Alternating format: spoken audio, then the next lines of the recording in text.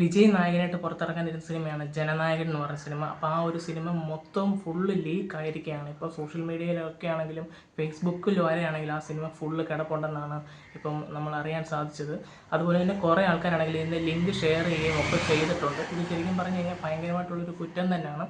Release ആകുന്നതിന് മുമ്പ് ഒരു സിനിമ പുറത്ത് ഇതുപോലെ ലീക്ക് ആക്കുകയും അത് നമ്മൾ കാണുന്നവർക്കും പ്രശ്നം എന്നുള്ളതാണ് അതിൽ ഏറ്റവും വലിയൊരു സംഭവം. കുറേ ആൾക്കാർ ഇപ്പം തന്നെ ആണെങ്കിൽ ഈ ഒരു സിനിമ ഡൗൺലോഡ് ചെയ്ത് കാണുന്ന ഈ കാര്യങ്ങളൊക്കെ ചെയ്തിട്ടുണ്ട്.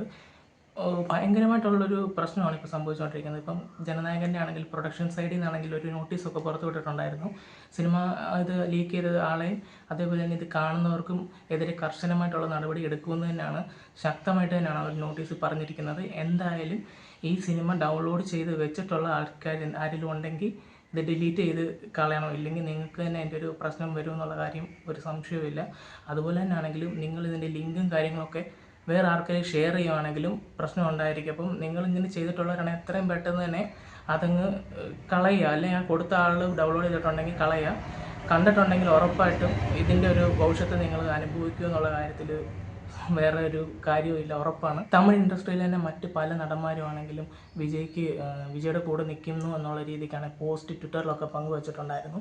നമ്മുടെ കമൽഹാസൻ, രജനികാന്ത്, അതുപോലെ തന്നെ സൂര്യ, ശിവകാർത്തികേയൻ, വിജയ് ദേവരകൊണ്ട എന്നിവർ കുറേ ആൾക്കാരാണെങ്കിലും വിജയ് സപ്പോർട്ട് ചെയ്തു. ഇത് ശരിയായില്ല എന്നും പറഞ്ഞ്, അതായത് ഇതിനെതിരെ ലീക്ക് ചെയ്തത് നിങ്ങളാരും കാണരുത് എന്നുള്ള രീതിക്ക് അവർ പോസ്റ്റും കാര്യങ്ങളും ഇട്ടിട്ടുണ്ടായിരുന്നു.